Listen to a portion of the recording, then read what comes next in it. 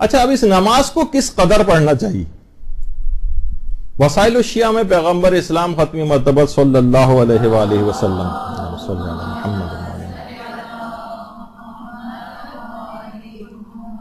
پیغمبر فرماتے ہیں جعفر اگر تم روزانہ اس کو پڑھ سکو تو یہ دنیا اور آخرت تمہارے لیے دنیا آخرت کی ہر چیز سے بہتر ہے، روزانہ اگر کوئی شخص اس کو پڑھے۔ اور اگر 2 روز کے درمیان اس کو پڑھو، یعنی آلٹرنیٹ ڈے پہ اگر پڑھو، تو اس دوران تمہارے جو بھی گناہ ہوں گے وہ سارے بخش دیے جائیں گے ان 2 دنوں کے درمیان جو تم نے کیے۔ اور اگر یہ نہ کر سکو، مثلا روزانہ نہیں پڑھ سک رہے ہو اور آلٹرنیٹ ڈے پر بھی نہیں پڑھ سک رہے ہو، تو جمعے کے دن اس کو پڑھو، یعنی ہفتے میں 1 دن، ہر ہفتے جمعے کو روز پڑھو اس کو۔ اور یہ بھی اگر ممکن نہ ہو تو ہر مہینے 1 دفعہ نماز جعفر تیار پڑھو، اور یہ بھی اگر ممکن نہ ہو تو سال میں 1 مرتبہ پڑھ لو۔ اس دوران جتنے بھی تمہارے گناہ ہوں گے وہ سارے بخشے جائیں گے۔ البتہ یہ ضرور ہے کہ فضیلت کے اعتبار سے روز کا ثواب زیادہ ہے بنسبت ہفتے میں 1 دفعہ پڑھنے کے، مہینے میں 1 دفعہ پڑھنے کے، سال میں 1 دفعہ۔ یعنی کوشش یہ کرے کہ جتنا بھی انسان کا ذوق ہو، جتنا اس نماز کے لیے رغبت پیدا ہو، اتنے فضائل سننے کے بعد تو انسان اتنی ہی زیادہ کوشش کرے اس میں۔ اور چھٹے امام ہمارے جملہ ارشاد فرماتے تھے خواہ رات ہو، خواہ دن ہو، خواہ سفر ہو، اس نماز کو پڑھتے رہو۔ اچھا، البتہ اس جو نماز ہے اس کو پڑھنے کا وقت فضیلت کیا ہے؟ وقت فضیلت کون سا ہے اور بہترین دن اور وقت کون سا ہے؟ تو روایات میں یہ چیز آئی ہے کہ ویسے تو کسی بھی دن پڑھی جا سکتی ہے، ظاہر ہے، کوئی اس میں کوئی خاص دن ہی صرف پڑھی جا سکے، کسی اور دن نہیں، ایسا تو نہیں، ہر روز پڑھی جا سکتی ہے، روز پڑھنی چاہیے۔ لیکن جو سب سے زیادہ فضیلت والا دن ہے وہ روز جمعہ ہے، اور جو سب سے زیادہ فضیلت کا وقت ہے وہ ہے سورج جس وقت آفتاب ذرا دن چڑھ جائے، آفتاب کے بلند ہونے کے بعد، یعنی وہی 8-9 بجے کا جو تقریباً وقت ہوتا ہے جس وقت سورج بلند ہو جاتا ہے، تو اس وقت جمعے کے روز اس وقت جو ہے اس نماز کو پڑھا جائے۔ اور آیت اللہ ناصر مکارم شیرازی نے لکھا ہے کہ بہترین وقت ابتدائے روز جمعہ، یعنی بس جیسے ہی جمعے کا روز شروع ہو اور سورج ابھی نکلا ہو وہ اس نماز کو پڑھا جا سکتا ہے۔ اچھا، سفر میں بھی اس نماز کی بہت تاکید ہے۔ آپ نے دیکھا تھا کہ نوافل یومیہ میں سفر میں دن کے نوافل ساقط ہو رہے تھے، اور عشاء کے جو نافلہ ہیں ان کو رجاء مطلوبیت کی نیت سے کہا تھا، آپ کو اگر بات یاد ہو تو۔ بہرحال لیکن سفر میں نماز شب کی بھی ویسی ہی تاکید ہے، اور نماز جعفر تیار کی بھی اسی طرح سے۔ باقاعدہ عیون اخبار الرضا جو ہمارے 8ویں امام کی حدیثوں پر مشتمل کتاب ہے، اس کی دوسری جلد میں ایک صحابی امام رضا فرماتے ہیں کہ امام علی رضا علیہ السلام نے اپنے سفر خراسان کی ہر رات میں 8 رکعت نماز مستحبی کے بعد نماز جعفر تیار کی 4 رکعت ضرور پڑھا کرتے تھے۔ یعنی 8ویں امام سفر خراسان کی ہر رات کے اندر نماز جعفر تیار پڑھتے تھے۔ اچھا، اب کچھ خاص سال کے تاریخ ایسی ہے، خاص دن ایسا ہے کہ جس دن اس نماز کے لیے الگ سے خصوصیت آئی ہے پڑھنے کی، اور وہ ہے 25 ذی القعدہ عید دہو الارض۔ یہ بھی ہمارے 8ویں امام نے اس کی بہت تاکید کی ہے۔ 25 ذی القعدہ انسان کو چاہیے کہ اپنے کیلنڈر وغیرہ پہ مارک کر کے رکھے کہ اس دن خاص نماز جعفر تیار کو پڑھنا، نماز جعفر تیار۔ اور سال کی ایک خاص رات ہے، اس کو بھی مارک کر کے رکھیں، یہ مس نہیں ہونی چاہیے۔ بہار الانوار کی 7ویں جلد میں ہے کہ 15 شعبان کی جو رات ہے، یعنی شب نیمہ شعبان، اس میں خاص طور پر ہمارے 8ویں امام نے بہت تاکید کی ہے کہ نماز جعفر تیار پڑھی جائے۔ دنوں کے اعتبار سے 25 ذی القعدہ، اور اگر افضلیت کے اعتبار سے کہا جائے کہ سال میں نمبر 1 افضلیت کون سی ہے نماز جعفر تیار کی، تو اس کے لیے علماء فرماتے ہیں کہ یہ جو نماز ہے یہ شب نیمہ شعبان، 15 شعبان کی شب کی تاکید سب سے زیادہ ہے، تو اس نماز کو پڑھا جائے۔ پھر کن مقامات پر اس نماز کو پڑھنے کی بہت زیادہ تاکید ہے؟ دیکھیں، آئمہ کے جتنے بھی حرم، ان سب کے اندر، تمام آئمہ کے حرموں، انسان سفر زیارات کے اوپر جاتا ہے، سفر حج و عمرہ پہ جاتا ہے، جتنے بھی عطوات عالیات کے جو سفر ہیں ان سب میں ہر جگہ پر نماز جعفر طیار کو پڑھنا بہت فضیلت کا حامل ہے، خاص طور پر حرم امام علی رضا علیہ الصلوۃ والسلام۔ اللہم صلی علی محمد۔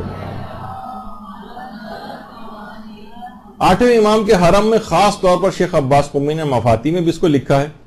کہ علامہ مجلسی نے شیخ بہائی کے والد کے حوالے سے یہ بات نقل کی ہے کہ جو شخص بھی امام علی رضا کے یا کسی بھی معصوم کے حرم کی زیارت کے لیے جائے اور وہاں پر جا کر وہ نماز جعفر طیار پڑھے، نماز جعفر طیار، تو ایسا ثواب ملے گا جیسے 1000 حج اور 1000 عمرہ اس نے انجام دیا ہو،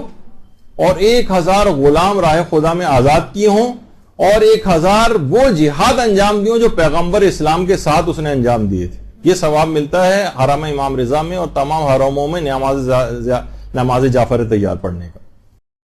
خاص کچھ جگہ ہیں اس کی، حرم ائمہ، وہاں پر اس نماز کی بہت تاکید آئی ہے۔ اچھا، اب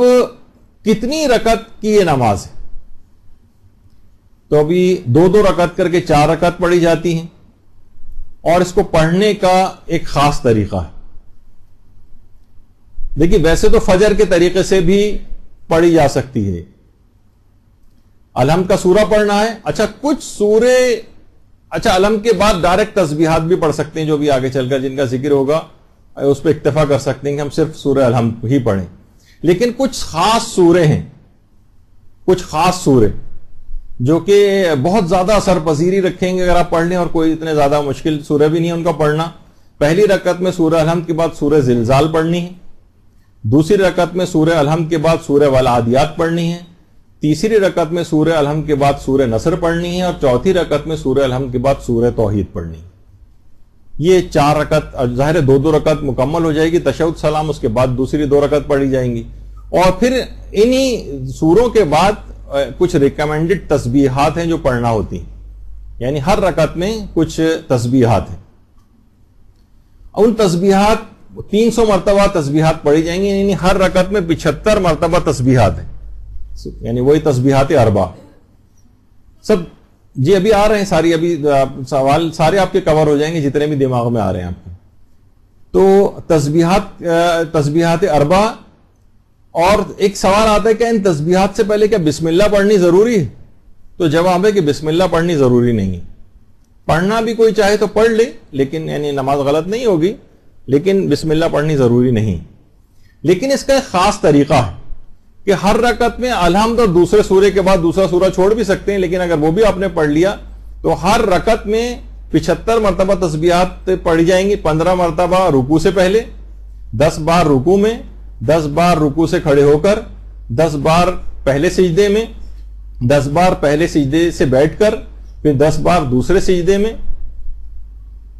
10 بار استغفر اللہ میں، یعنی دونوں سجدوں کے درمیان، پھر 10 مرتبہ دوسرے سجدے میں، اور مرتبہ سجدے سے اٹھ کر 10 مرتبہ، تو اس طرح سے مل ملا کے 75 مرتبہ تسبیحات اربع آ جائیں گی، الحمد دوسرا سورہ، اور اس کے بعد تسبیحات کو اس طریقے سے پڑھا جائے تو ہر رکعت میں 75 مرتبہ ہو جائیں گی۔ اچھا، اس کا باقاعدہ ہم نے کس کی پوسٹ بھی بنا دی تھی کہ اس نماز کو کس طریقے سے پڑھنا ہے، اور ویسے آپ میں سے اکثر نماز جعفر طیار سے واقف ہی ہیں، لیکن تسبیحات کی ترتیب کچھ اس انداز کی ہو جاتی، اور اگر جائے تو وہ بھی جو کام کرنے والے ہیں انہوں نے اچھا وہ بنا دیا ہے کہ پہلی، دوسری، تیسری، چوتھی رکعت جو ہوگی تو الحمد کے بعد سورہ زلزال، پھر 15 مرتبہ تسبیحات، پھر سمع اللہ اور سجدہ، اور اس طرح سے کر کے، اور پوری 4 رکعتیں انہوں نے اس فلو چارٹ کے اندر جو ہے وہ پیش کی ہیں۔ بہرحال یہ تو آپ نے سمجھ ہی لیا ہے، تو صرف سورہ الحمد پر بھی اکتفا کر سکتے ہیں، اور ڈائریکٹ تسبیحات اس طرح سے پڑھنے جس طرح پیچھے ابھی آپ نے دیکھا۔ البتہ جو سوروں کے اعتبار سے شیخ صدوق اور ان کے والد فرماتے تھے، جنہیں صدوقین کہا جاتا ہے، یعنی دونوں صدوق کہلاتے ہیں، شیخ صدوق اور ان کے والد، وہ فرماتے تھے 4 رکعات میں الحمد کے بعد سورہ توحید بھی پڑھ سکتے ہیں، یعنی آپ کو سورہ زلزال یاد نہیں ہے اور سورہ نصر یاد نہیں ہے وغیرہ، اس کو چھوڑ کر آپ سورہ توحید 4 رکعات میں الحمد کے بعد سورہ توحید پڑھ لیں۔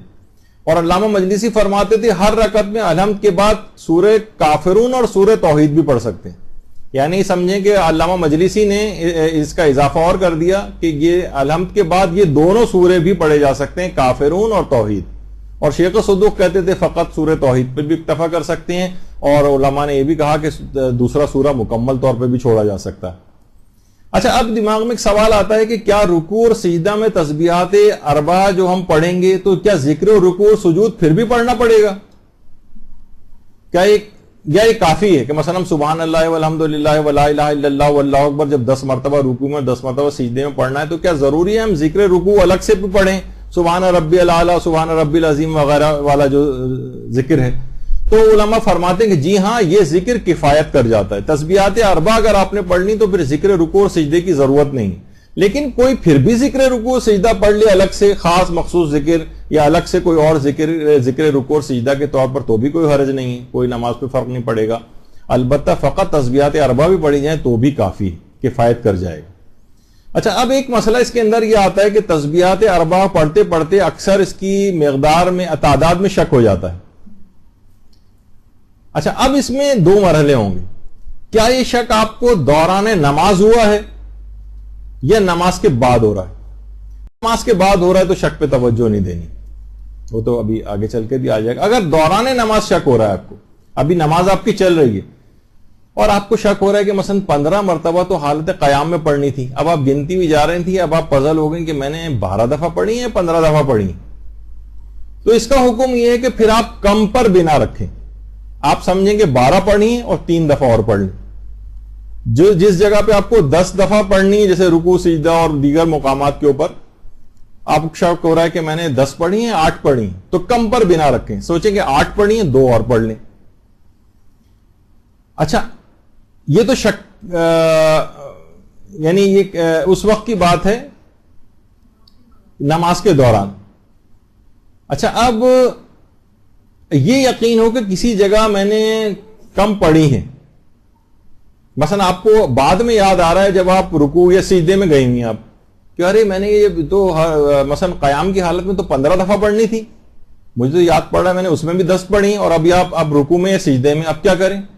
تو اب جو جتنی کمی تھی وہ اگلی جو بار تسبیحات اربع آپ کو پڑھنی ہے اس میں وہ اضافہ کر کے پڑھ لیں.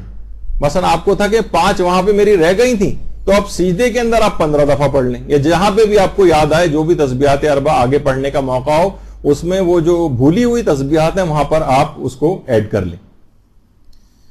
تو اور اگر نماز کے بعد یاد آئے کہ ارے مجھے تو ابھی یاد آ رہا ہے کہ اس میں تو 15 دفعہ پڑھنی تھی میں نے 10 دفعہ پڑھی، اس کا مطلب ہے کہ فی رکعت میں نے 5 تسبیحات کم پڑھی، تو آپ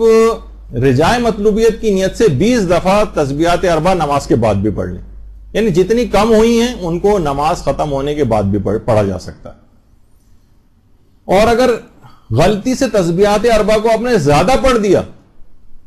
پڑھتے ہوئے جا رہی تھیں 10 دفعہ پڑھنی تھی اور آپ نے وہی 15 دفعہ پڑھ دی مثلا، تو اس میں کوئی حرج نہیں، نماز بالکل صحیح ہے. اگر زیادہ ہو جائیں تسبیحات تو فرق نہیں پڑتا. ایک سہولت اس کے اندر تسبیحات اربع کے سلسلے میں نماز جعفر طیار کی ایک سہولت اور بھی ہے. وہ سہولت کیا ہے کہ اگر جلدی ہو آپ کو تو تسبیحات کو نماز کے بعد بھی انجام دے سکتے ہیں. مثلا آپ نے کہا کہ میں 2 رکعت نماز عام طریقے سے پڑھ لیتی ہوں، مثلا آپ نے الحمد پڑھی اور دوسرا سورہ پڑھنا تھا نہیں پڑھنا تھا، دونوں صورتوں میں آپ نے پڑھا نہیں پڑھا، اس کے بعد 2 رکعت نماز فجر کے طریقے سے پڑھ لی اور اس کے بعد ہر 2 رکعت میں 150 دفعہ تسبیحات اربع ہیں کیونکہ 75 تو آپ نماز کو ختم کرنے کے بعد اگر آپ جلدی میں ہیں، آپ کو کسی کام سے جانا ہے جس کو اس میں کہا جاتا ہے مستعجل کے لیے یعنی جس کو جلدی ہو وہ نماز کو جیسے کہ عام طور پر ان مقامات کے اوپر جیسے مقامات مقدسہ پہ جا رہے ہیں، ریاض الجنہ کے اندر نماز جعفر طیار پڑھیں، وہاں اتنی دیر کھڑے ہونے نہیں دیتے، مشکلات ہوں گی، تو آپ نے جلدی 2 رکعت نماز پڑھ لی اور اس کے بعد ذرا ہٹ کر جب آپ کو ہٹا دیا گیا تسبیحات اربع آپ نے الگ سے 150 دفعہ یا 150 دفعہ الگ سے پڑھ لی. یا یہ بھی کر سکتے ہیں اور زیادہ جلدی ہے تو 2 رکعت کر کے دونوں نمازیں 4 رکعت پڑھنے کے بعد 300 مرتبہ تسبیحات اربع نماز کے بعد بھی پڑھی جا سکتی.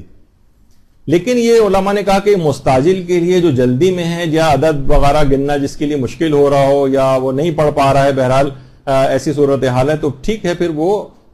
بعد نماز ایک ساتھ تمام تسبیحات کو ایک ساتھ پڑھ لے. تو اچھا ایک سہولت ایک اور بھی ہے اس کے اندر، کیا دونوں نمازوں کے درمیان وقفہ دے سکتے ہیں؟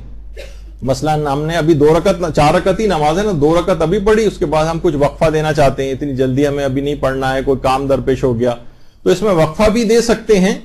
البتہ علماء فرماتے ہیں افضل یہ ہے کہ اس دوران پھر کوئی کلام نہ کیا جائے، وقفہ دے دیں، کلام بھی کر سکتے ہیں، لیکن افضل یہ ہے، ثواب یہ ہے، فائدہ اس میں زیادہ ہے، اثر پذیری زیادہ ہے اگر ان دونوں رکعات کے درمیان آپس میں بات چیت نہ کریں کسی سے، تو نمازوں کے درمیان وقفہ بھی دیا جا سکتا ہے۔ علماء ایک چیز اور فرماتے ہیں کہ جو نماز جعفر طیار کے جو آخری سجدہ ہے اس میں تسبیحات اربع کے بعد ایک خاص دعا ہے، وہ اگر پڑھ لی جائے، یہ بھی کتابوں کے اندر لکھی ہوئی ہے، تو اثر پذیری بہت بڑھ جاتی ہے۔ سبحان من لبس العزہ والوقار، یہاں سے جو یہ دعا شروع ہوتی ہے، یہ خاص طور پر یہ کتابوں میں آپ کو مل جائے گی، اتنا وقت نہیں کہ اس کو مکمل پڑھا جائے، تو اس دعا کو خاص طور پر پڑھا جائے، اور دعا کو اردو میں بھی پڑھ سکتے ہیں،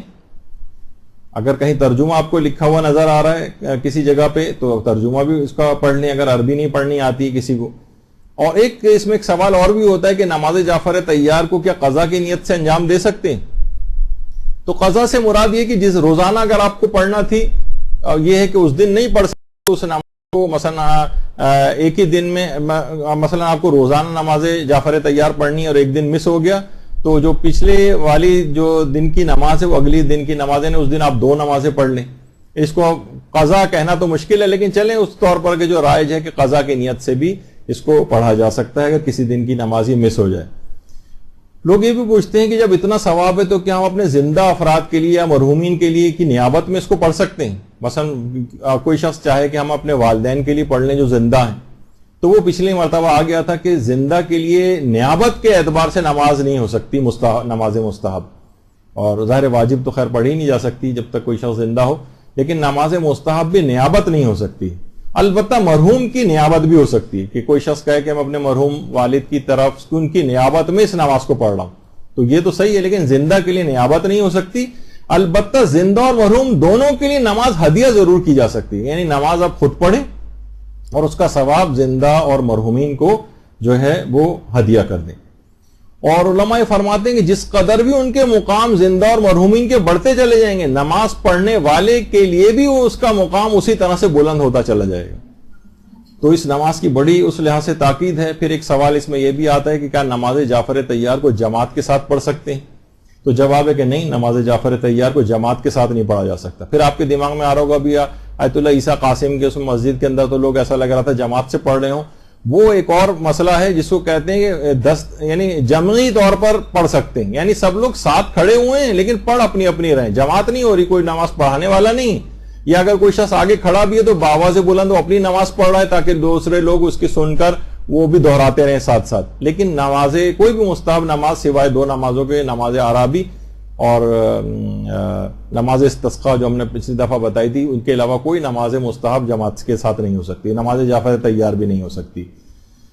ایک مسئلہ اور بھی کہ نوافل یومیہ کے ساتھ نماز جعفر طیار کا تداخل کر سکتے ہیں، یعنی ہم نوافل یومیہ پڑھ رہے ہیں، ہم نوافل یومیہ الگ پڑھیں، نماز جعفر طیار الگ پڑھیں، تو کیا یہ کر سکتے ہیں کہ ہم نوافل یومیہ کے ساتھ ہی نیت کر لیں نماز جعفر طیار کی؟ مثلا نافلہ مغرب بھی 4 رکعت ہوتی، 2 رکعت کر کے پڑھی جاتی ہے، طریقہ بھی تقریباً الحمد اور دوسرا سورہ اسی طرح کا، یہ بس تسبیحات اس کے اندر ذرا زیادہ ہیں، تسبیحات اس میں پڑھی جاتی ہیں۔ تو ہمیں نافلہ مغرب ہی کے اندر اگر ہم نماز جعفر طیار کا طریقہ ڈال دیں اور دونوں کی نیت کر لیں اس اعتبار سے، تو جی ہاں یہ تداخل جائز ہے،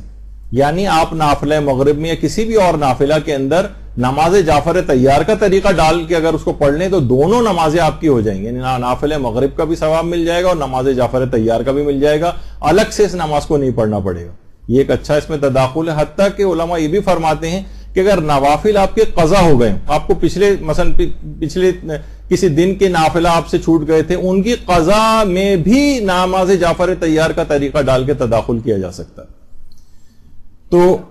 جی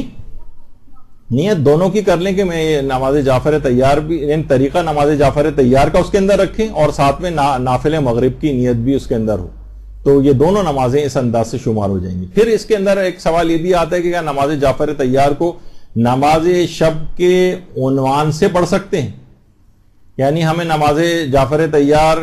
کو نافلہ کے مغرب کے بجائے ہم نماز شب میں، نماز شب کی مثلا ابتدائی جو آپ کو پڑھنی ہے رکعت نماز شب کی نیت سے جو پڑھی جاتی ہیں، تو جی ہاں نماز شب کے ساتھ بھی نماز جعفر طیار کا تداخل جو ہے ہو جاتا ہے. تو اور اس تداخل کے لیے باقاعدہ الگ سے روایات آئی ہیں، الگ سے روایتیں سلسلے کے اندر آئی ہیں، اور جس کی بنا پر یہ نماز غفیلہ کے لیے اور نماز جعفر طیار کے لیے کہ ان نمازوں کو ملانے کا جو حکم ہے، تو اس کے لیے الگ سے روایات آئی ہیں. تو اس کا تداخل نماز شب کے ساتھ بھی ہو جاتا ہے اور نماز نوافل کے ساتھ بھی ہو جاتا ہے. اچھا، اب ایک چیز ہے کہ نماز جعفر طیار کو چلتے پھرتے بھی پڑھ سکتے ہیں، نماز جعفر طیار کو بیٹھے بیٹھے بھی پڑھ سکتے ہیں، نماز جعفر طیار کو سواری کے اوپر بھی پڑھ سکتے ہیں. ہر لحاظ سے جس طرح عام مستحب نمازوں کا حکم ہے، اسی طریقے سے نماز جعفر طیار کا بھی.